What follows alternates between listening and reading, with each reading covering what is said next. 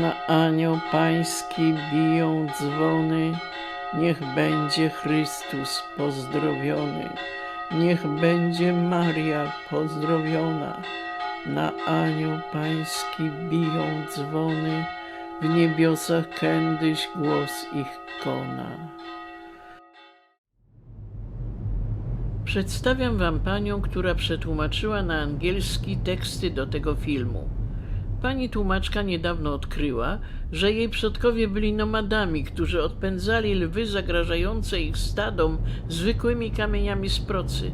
Stąd ta owcza skóra i dredy, bo tak się nosili. Nomada, wędrując po świecie, powinien znać wiele języków, żeby porozumieć się z plemionami, które napotka. A teraz opowiedz proszę, dlaczego sztuczna inteligencja nie może tłumaczyć tekstów literackich?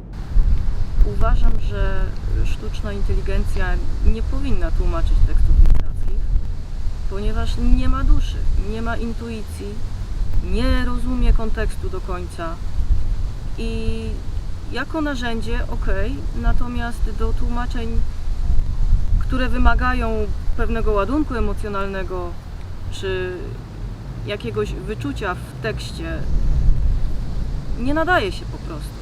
To i tak jest potrzebny ten czynnik ludzki, który skoryguje, poda kontekst, który po prostu rozumie dogłębnie historię, którą chce się przedstawić, przetłumaczyć w tłumaczeniu.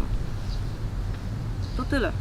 Jako psycholog chciałabym dodać, że sztuczna inteligencja nie ma podświadomości zbiorowej i dlatego tak się ma do żywego człowieka jak awatar, chociaż prawdopodobnie może tłumaczyć teksty techniczne.